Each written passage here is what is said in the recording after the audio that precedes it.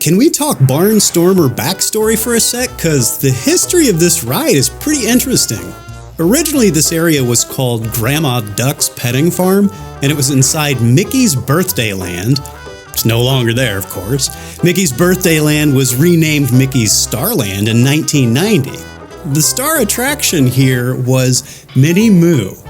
That's right, Minnie Moo, a Holstein cow that had a hidden Mickey on her side. Well, in 1996, this whole area was converted to Mickey's Toontown Fair. That's when the Barnstormer debuted as the Barnstormer at Goofy's Wiseacre Farm. Minnie Moo was moved to Fort Wilderness, and she lived to the ripe old age of 17. She died in 2001, and if you're wondering, the natural lifespan of a cow is 15 to 20 years, so 17's not bad. And you know how Imagineers often integrate previous attractions into new attractions? Well, the barn from the petting farm was integrated into the Barnstormer. In 2011, this ride closed along with everything else for the new Fantasyland expansion, and a year later, it opened back up with some minor theming changes that you will see as you walk through the attraction. Now go storm that barn and have fun!